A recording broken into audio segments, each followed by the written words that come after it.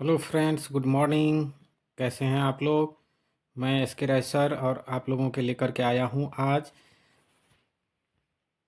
SST का model set 3 सामाजिक विज्ञान 10वीं क्लास को, जो आप लोगों के लिए एग्ज़ाम के लिए बहुत ही इम्पोर्टेंट है। इसका तीसरा मॉडल सेट आप सभी लोग जो है वीडियो को शुरू से लेकर के अंत तक देखेंगे, तभी आप पूरे 80 क्वेश्चन को जो है आज बढ़िया से जो है कर लेंगे।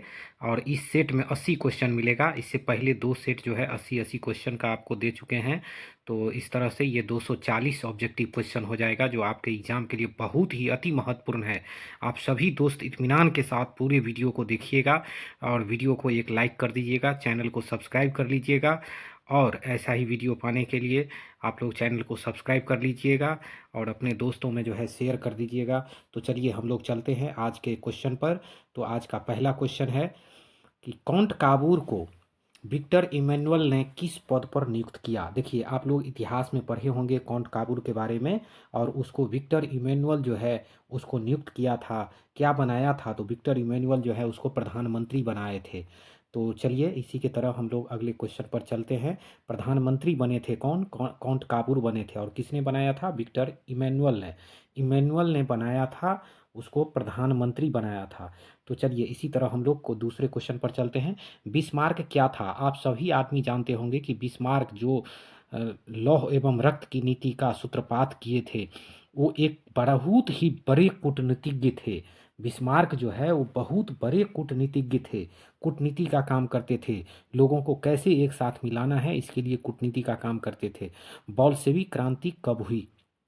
देखिए, बॉल्शेविक क्रांति जो है वो नवंबर में हुआ था। नवंबर 1917 में, महीना याद रखिएगा। बॉल्शेविक क्रांति जो है नवंबर 1917 में हुआ था। नवंबर 1917 में हुआ था। वैसे हुआ था अक्टूबर में, लेकिन 7 नवंबर को जो है बॉल्शेविक क्रांति के लिए मनाया जाता है। वार्षिक जो है इसका दिन जो है वो 7 नवंबर को आता है 1917 में। हिंद चीन पहुंचने वाला प्रथम व्यापारी कौन थे? देखिए, हिंद चीन यानी हिंदुस्तान और चाइना आने वाले जो पहला व्यापारी थे, व्यापार करने के लिए आए। आप सभी को पता होगा कि हिंदुस्तान को ये व्यापारी लोग ही जो है गुलाम बनाए थे। ये पुर्तगाल के थे। ये कहाँ के थे? पुर्तगाल के। आप कभी भी जो है इसमें ब्रितानी, फ्रांसीसी या डच नहीं मारिएगा, पुर्तगाली मानिएगा। पुर्तगाली सबसे पहले आया था व्यापार करने के लिए। तो इसी के साथ हम लोग अब 5वें क्वेश्चन पर चलेंगे। तो देखिए, आपका 5वां क्वेश्चन है आज का। ये देखिए, आपका 5वां क्वेश्चन आपके स्क्रीन पर है। हिंद चीन यानी हिंद चीन क्षेत्र में कौन से देश आते हैं? हिंद चीन क्षेत्र मतलब हिंद चीन एक क्षेत्र को बनाया गया था, नाम ही रख दिया गया था हिंद चीन। ये हिंदुस्तान और चीन के बीच पड़ता था, इसीलिए जो है इसको हिंद चीन नाम दिया गया था। और यह जगह था, यह देश था कंबोडिया, लाओस और वियतनाम। देखिए, कंबोडिया, वियतनाम और लाओस, ये तीनों देश का नाम आप याद रखिएगा दोस्तों। कंबोडिया, वियतनाम और लाओस, ये हिंद चीन का क्षेत्र कहलाता है। आप सभी को पता होगा, इधर ही हुआ था माइलीगांव की घटना। रंपा विद्रोह कब हुआ? रामपा विद्रोह जो है 1916 ईस्वी में हुआ है। रामपा विद्रोह कब हुआ? 1916 में। भारत के लिए फैक्ट्री एक्ट कब पारित हुआ? तो भारत के लिए फैक्ट्री एक्ट जो है वो पारित हुआ 1881 ईस्वी में। याद रखिएगा आप सभी दोस्त, 1881 ईस्वी में भारत के लिए जो है फैक्ट्री एक्ट बना था। देखिए, सामंती व्यवस्था से हटकर किस प्रकार की शहरी व्यवस्था की प्रवृत्ति बढ़ी? तो शहरी व्यवस्था जो था वो प्रगतिशील प्रवृत्ति का था, मतलब जिसमें उन्नति हो। द्वितीय महायुद्ध के बाद यूरोप में कौन सी संस्था का उदय हुआ? उदय आर्थिक दुष्प्रभावों को समाप्त करने के लिए हुआ था। तो देखिए, ये था यूरोपीय संघ, जिसमें आर्थिक दुष्प्रभाव, आर्थिक मतलब आप सभी आदमी जानते होंगे पैसे की तंगी को खत्म करने के लिए जो है यूरोपीय यूनियन का जो है स्थापना किया गया। किसने कहा मुद्रण ईश्वर की दी हुई महानतम देन है? महानतम देन है, सबसे बड़ा तोहफा है ना, तोहफा है। ये मार्टिन लूथर का कहना है। मार्टिन लूथर ने ये बात कहे थे। अगली क्वेश्चन है, वन स्थिति रिपोर्ट के अनुसार भारत में वन विस्तार है। देखो बाबू, ये क्वेश्चन बहुत पुराना होता है और आज के समय के हिसाब से वैसे अगर इसका आंसर खोजोगे तो 20% भौगोलिक क्षेत्र है। लेकिन अभी वर्तमान में अगर आपको ऑब्जेक्टिव क्वेश्चन पूछेगा तो अभी भौगोलिक क्षेत्र 2023 के मुताबिक 25% हो गया है। कितना हो गया है? 25%। ये 2023 का रिपोर्ट हम आपको बता रहे हैं। वन स्थिति रिपोर्ट जो है 2023 के हिसाब से 25% हो गया है। भारत जो है 10वें स्थान पर आ गया है वन में, और ये 25% भूभाग पर जो है जंगल है, वन है। सौर ऊर्जा निम्नलिखित में से कौन सा संसाधन है? आप सभी दोस्त जानते होंगे कि ये नवीकरणीय संसाधन है। सौर ऊर्जा जो कभी खत्म होने वाला नहीं है, इसीलिए इसको नवीकरणीय कहते हैं। समुद्री क्षेत्र में राजनीतिक सीमा कि कितनी किलोमीटर क्षेत्र तक राष्ट्रीय संपदा निहित है? देखिए, अगर किलोमीटर में पूछता है तो ये समुद्री क्षेत्र में वैसे कहा जाता है 12 माइल कहा जाता है, लेकिन ये किलोमीटर में है यहाँ पे, तो ये 12.2 किलोमीटर आपको देना है। 12.2 किलोमीटर जो है इसका समुद्री क्षेत्र। कहने का ये मतलब है कि जैसे हम आपको समझा देते हैं, जैसे मान लीजिए ये हमारा नॉर्थ इंडिया है, इधर हिंद महासागर है और अरब सागर है, यहाँ हिंद महासागर है और इधर अरब सागर है। तो ये अरब सागर में जैसे ये मान लीजिए ज़मीन है, तो ज़मीन से कितना किलोमीटर तक? तो ये 12.2 किलोमीटर तक जो है संपत्ति जो है यहाँ पर जो देश है, जैसे अपना इंडिया है, तो ये इंडिया का ही माना जाएगा। अगर इसमें कुछ भी चीज़ होगा तो वो इंडिया के कब्जा में होगा। यानी 12.2 किलोमीटर तक वो उस देश के, जिस देश के बगल में वो समुद्र है, उस देश की संपत्ति माना जाता है। चलिए आगे देखते हैं। सोपानी कृषि किस राज्य में प्रचलित है? देखिए, सोपानी कृषि जो है, सोपानी कृषि जो है ये आपको उत्तराखंड राज्य में है। सोपानी कृषि आप लोग जानते होंगे, जहाँ पर्वतीय क्षेत्र पाया जाता है उधर सोपानी कृषि होता है। तो सोपानी कृषि जो है वो आपको जो है ये उत्तराखंड के बेल्ट में है, तो आप उत्तराखंड मार लीजिएगा। कौन लौह अयस्क का एक प्रकार है? आपको याद ही होगा, हेमेटाइट। बाजरा का सबसे बड़ा उत्पादक राज्य कौन है? बाजरा। जब भी बाजरा की बात आए तो राजस्थान में, चूंकि मोटे अनाज है तो धूप वाले प्रदेश में होता है ये, है ना। भारत विश्व में निम्नलिखित में से किसका अग्रणी उत्पादक और निर्यातक है? आप सभी लोग जानते होंगे कि चाय का अग्रणी उत्पादक और निर्यातक भी है, चाय बेचता है भारत दूसरे देश में। भारत के किन शहरों में मेट्रो रेल सेवा उपलब्ध है? देखिए, मेट्रो तो आज के डेट में जो है सब शहर में है, परंतु ये कोलकाता और दिल्ली की बात है। कोलकाता और दिल्ली में जो है मेट्रो ट्रेन जो है स्थापित है। वन्य जीव बोर्ड की स्थापना कब हुई? वन्य जीव बोर्ड की स्थापना 1952 में ही हो गया था। जब हमारे देश में पहली इलेक्शन हुई थी तो 1952 में ही वन्य जीव बोर्ड, पहली सरकार जो बनी थी उसी टाइम में वन्य जीव बोर्ड की स्थापना हो गई थी। तो चलिए दोस्तों, आज का हम लोग जो है क्वेश्चन देख रहे हैं, और बहुत ही अच्छा आप लोग जो है 19 क्वेश्चन कर चुके हैं। देखिए 20वां क्वेश्चन जो है एक्चुअली प्रिंट जो है मिस्टेक हो गया है, ये मॉडल पेपर से जो है। तो लोकतंत्र एक शासन व्यवस्था है। तो दोस्तों, लोकतंत्र किसका शासन व्यवस्था है? तो देखिए, लोगों का। वास्तव में लोकतंत्र में लोगों का शासन व्यवस्था है, लोगों के ही द्वारा होता है। आप जानते हैं हमारे लीडर जो खड़े होते हैं, नेता जो खड़े होते हैं, वो भी तो एक लोग ही होते हैं, नागरिक ही होते हैं, और लोगों के लिए, और हमारी शासन व्यवस्था हमारे लिए ही होते हैं। इसीलिए इसका सही आंसर ये हो जाएगा कि उपरोक्त सभी, यानी सभी जो है इसका सही है। तो चलिए हम लोग जो है आगे देखते हैं कि अगला क्वेश्चन आपका क्या है।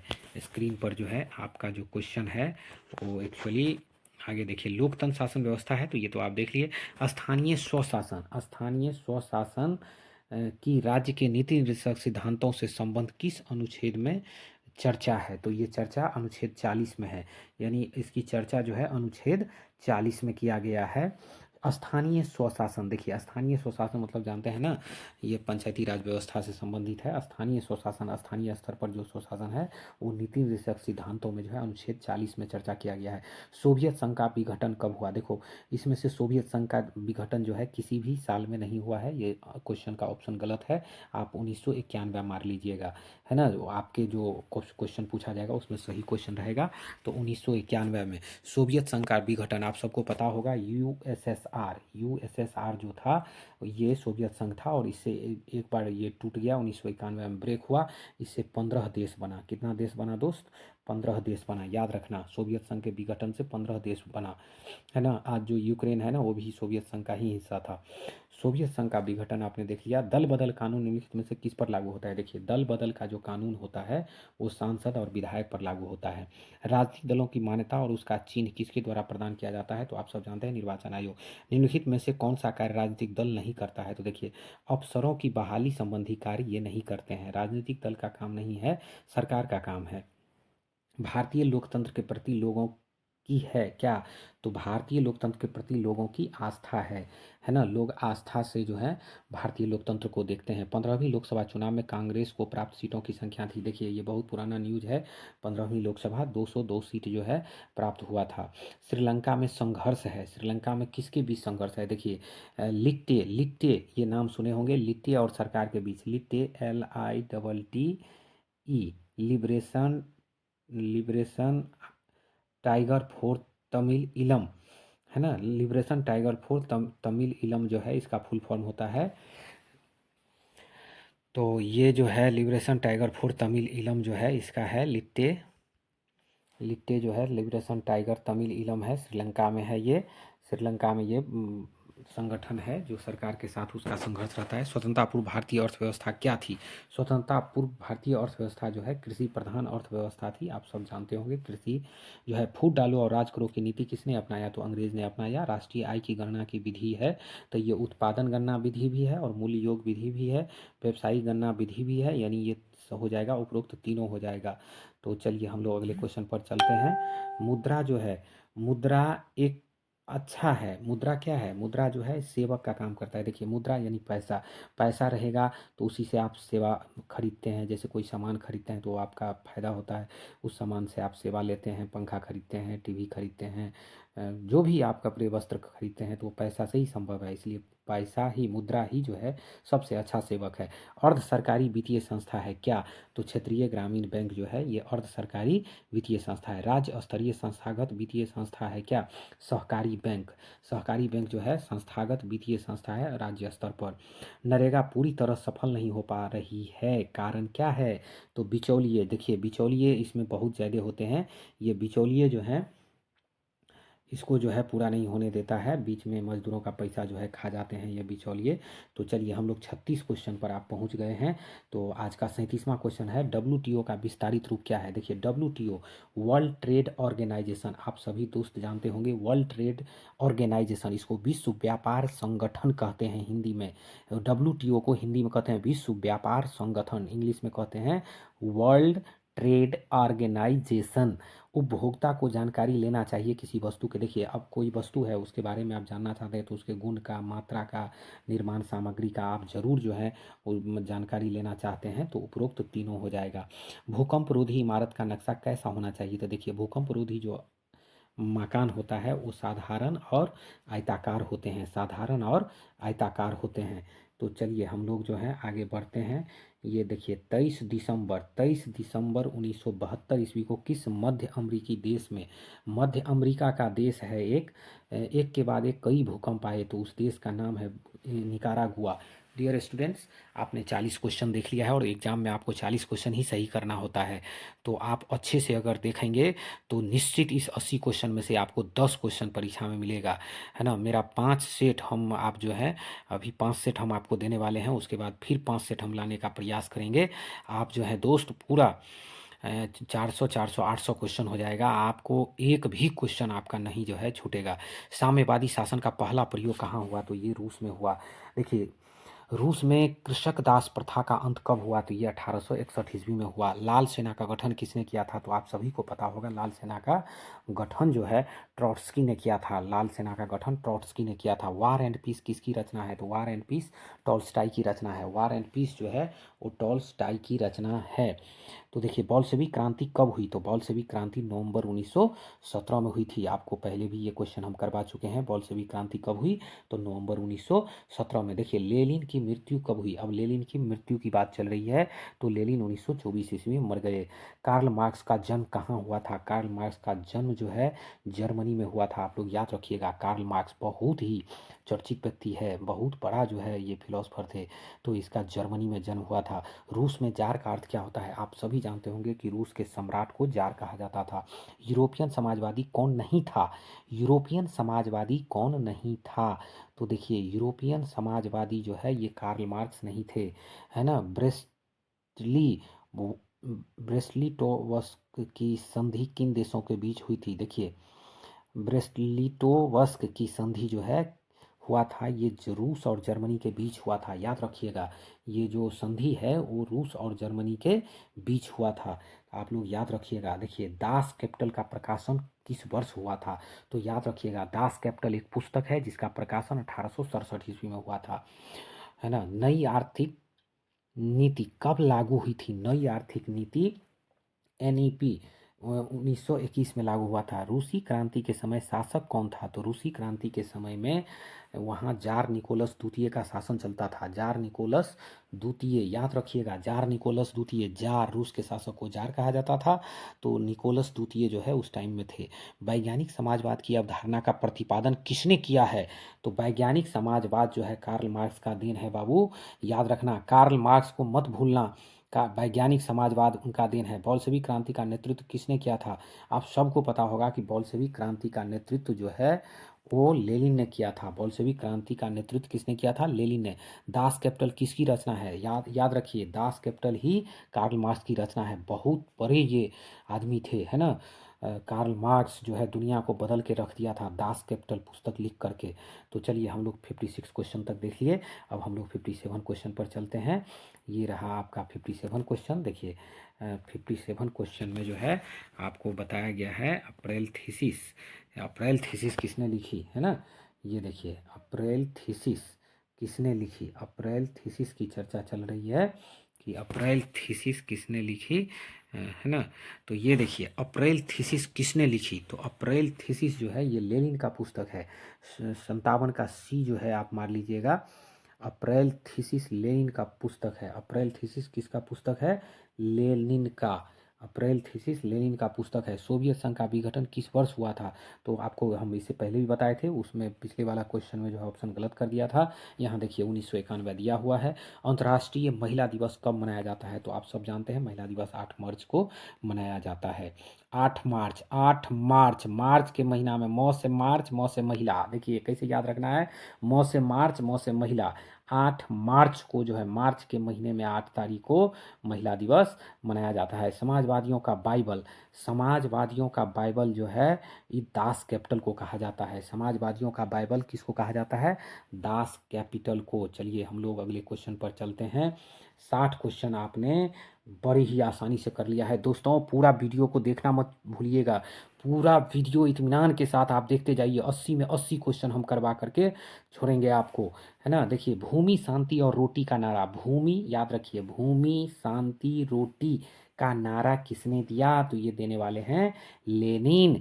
चेका का गठन किसने किया था? तो चेका का गठन जो है लेनिन ने ही किया था। चेका का गठन किसने किया था? लेनिन, लेनिन ने ही किया था। साम्यवादी घोषणा पत्र का प्रकाशन कब हुआ था? याद रखिएगा, साम्यवादी घोषणा पत्र।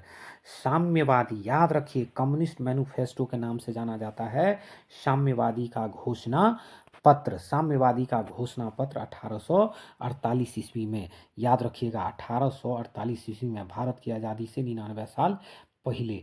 दुनिया के मजदूरों एक हो का नारा किसने दिया था? दुनिया का मजदूरों एक हो, ये नारा जो है कार्ल मार्क्स ने दिया था। दुनिया का मजदूरों एक हो, ये नारा किसने दिया था? कार्ल मार्क्स ने। देखिए याद रखिएगा, चेका का गठन लेनिन ने किया। भूमि शांति और रोटी का नारा लेनिन ने दिया। साम्यवादी घोषणा पत्र मैनिफेस्टो 1848। दुनिया के मजदूर एक हो, कार्ल मार्क्स का नारा था। दुनिया का मजदूर एक हो, दुनिया का मजदूर एक हो, कार्ल मार्क्स का नारा था। याद रखिएगा इसको। अंतर्राष्ट्रीय मजदूर दिवस कब मनाया जाता है? अंतर्राष्ट्रीय मजदूर दिवस आप सब जानते हैं 1 मई को लेबर डे मनाया जाता है, मजदूर दिवस। कम्युनिस्ट मैनिफेस्टो, साम्यवादी घोषणा पत्र के लेखक कौन थे? तो देखिए इसके लेखक जो थे वो थे Karl Marx and Friedrich Engels. Karl Marx एवं फ्रेडरिक एंगेल्स थे। प्रथम अंतर्राष्ट्रीय संघ की स्थापना कब हुई?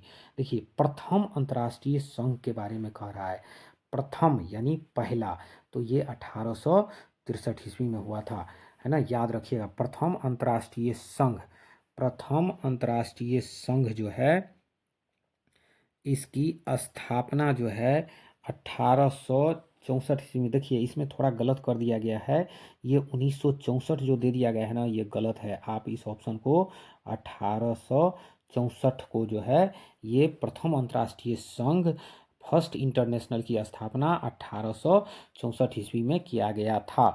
और इसकी तारीख थी 28 सितंबर, 28 सितंबर को जो है ये स्थापना किया गया था। चलिए हम लोग अगली क्वेश्चन पर चलते हैं दोस्तों। इस क्वेश्चन को करेक्ट कर लीजिएगा। ऑप्शन जो है गलत कर दिया है। प्रथम इंटरनेशनल की स्थापना किसने की? देखिए, प्रथम इंटरनेशनल की स्थापना करने वाले जो महान व्यक्ति हैं उनका नाम है कार्ल मार्क्स। कार्ल मार्क्स ने ही प्रथम इंटरनेशनल की स्थापना किए थे। खूनी रविवार या लाल रविवार की घटना कब हुई? तो ये याद ही होगा, 9 जनवरी के दिन खूनी रविवार की घटना हुई थी 1905 में। 9 जनवरी 1905 को हुआ था। द्वितीय अंतर्राष्ट्रीय संघ की स्थापना कब हुई? तो द्वितीय अंतर्राष्ट्रीय संघ की स्थापना 1889। देखिए, फर्स्ट अगर कहेगा फर्स्ट तो उसको याद रखना है, सेकेंड तो सेकेंड को याद रखना है। ये 1889 में हुआ था। फर्स्ट कब हुआ था? 1864 में हुआ था। तो याद रखिएगा, 64 6 70 10 80 यानी 19 7 6 25 वर्ष बाद, यानी फर्स्ट इंटरनेशनल के 25 साल बाद जो है मतलब द्वितीय अंतर्राष्ट्रीय संघ की स्थापना 1889 ईस्वी में किया गया। इसका तारीख था 14 जुलाई। याद रखिएगा, 14 जुलाई को जो है सेकेंड इंटरनेशनल की स्थापना 1889 ईस्वी में किया गया था। चलिए हम लोग अगले क्वेश्चन पर चलते हैं। आपका 71वां क्वेश्चन आपका इंतजार कर रहा है दोस्तों, आप जल्दी जल्दी इसको कर लें। देखिए, द्वितीय अंतर्राष्ट्रीय संघ की स्थापना कहाँ पर किया गया था? तो देखिए, द्वितीय अंतर्राष्ट्रीय संघ जब भी पूछेगा कि इसका स्थापना कहाँ पर हुआ था तो आप कहेंगे पेरिस में हुआ था। कहाँ? पेरिस में। चेका क्या था? तो चेका जो है आप सब जानते होंगे, गुप्त पुलिस संगठन था। चेका क्या था? गुप्त पुलिस संगठन था। चलिए 73 नंबर क्वेश्चन आप लोगों पर छोड़ते हैं। देखिए, स्टालिन की मृत्यु कब हुई? स्टालिन का नाम आप लोग बहुत सुने होंगे, दुनिया का लोग इसका किताब पढ़ते हैं। स्टालिन की मृत्यु जो है सन 1952 ईस्वी में हुआ है। स्टालिन की मृत्यु कब हुआ है बाबू? सन 1952 ईस्वी में हुआ है। कार्ल मार्क्स की मृत्यु कब हुई? तो कार्ल मार्क्स की मृत्यु 1883 ईस्वी में हो गई थी। कार्ल मार्क्स की मृत्यु 1883 ईस्वी और स्टालिन की मृत्यु 1952 में हुआ है। नई आर्थिक नीति यानी नेप, NEP नेप किसने लागू की थी? तो ये लागू करने वाले व्यक्ति का नाम लेनिन है। लेनिन ने ही जो है नई आर्थिक नीति NEP लागू किया था। NEP इसको ऐसे भी पूछ देता है, NEP की, यानी ये NEP जो है 1921 में लागू हुआ था। तो ये लेनिन ने लागू किया था। देखिए, रूस जापान युद्ध कब हुआ? रूस और जापान के बीच 1904-05 में भयंकर लड़ाई हुआ था और जापान जो है रूस को हरा दिया था। याद रखिएगा, जापान एक छोटा सा देश रूस को हरा दिया था। प्रथम इंटरनेशनल की स्थापना कहाँ हुई थी? देखिए, प्रथम इंटरनेशनल जब पूछेगा तो आप कहेंगे लंदन, और द्वितीय अगर पूछेगा तो पेरिस। पहला प्रथम इंटरनेशनल, फर्स्ट इंटरनेशनल लंदन में और द्वितीय इंटरनेशनल पेरिस में हुआ था। रॉबर्ट ओवन कहाँ के निवासी था? देखिए, इंग्लैंड के निवासी था। रॉबर्ट ओवन जो है वो इंग्लैंड के निवासी था। अंकोर वाट का मंदिर कहाँ स्थित है? तो बाबू, इस क्वेश्चन को आप लोग बहुत ही अच्छे से याद रखिएगा, है ना। ये बहुत ही अच्छे से याद रखने वाला क्वेश्चन है। अंकोर वाट का मंदिर ये कंबोडिया में है। अंकोर वाट का मंदिर कहाँ है? कंबोडिया में। 80 क्वेश्चन पर हम पहुंच गए हैं और ये लास्ट क्वेश्चन होगा आज सामाजिक विज्ञान का तीसरा मॉडल सेट। आप लोग जो है अभी तक अगर वीडियो को लाइक नहीं किए होंगे तो एक लाइक कर दीजिए, चैनल को ज़रूर सब्सक्राइब कर लीजिए, क्योंकि इस पर हम आपको देने वाले हैं 800 क्वेश्चन, यानी पूरे 10 सेट आपको हम देने वाले हैं। कोई भी ऑब्जेक्टिव क्वेश्चन आपको नहीं छूटेगा। हिंद चीन पहुंचने वाला प्रथम व्यापारी कौन थे? तो हमने पहला क्वेश्चन में भी आपको बताया था, हिंद चीन पहुंचने वाला पुर्तगाली थे। हिंद चीन पहुंचने वाला प्रथम व्यापारी कौन थे? तो पुर्तगाली थे। याद रखिएगा, है ना। इसी सेट में इस क्वेश्चन को एक बार और रिपीट किया गया है कि हिंद और चीन पहुंचने वाला पुर्तगाली थे। तो दोस्तों, आज आपने पूरे 80 क्वेश्चन कर लिया है और इसी के साथ जो है मैं लेता हूँ विदा। एसके रॉय सर, आप सभी दोस्तों को अच्छे रहेंगे, स्वस्थ रहेंगे और परीक्षा की तैयारी मस्त ढंग से करते रहेंगे और रास्ते में किसी भी प्रकार की बाधाएं को पार करते हुए आप सब जो है 80% 90% नंबर से पास करेंगे। हमको कमेंट करेंगे, बहुत खुशी मिलेगा दोस्तों। ना कोई फी लेते हैं आपसे, ना कुछ, फ्री ऑफ कॉस्ट आपको हम इतना क्वेश्चन करवाते हैं। Thank you. जय हिंद, जय भारत।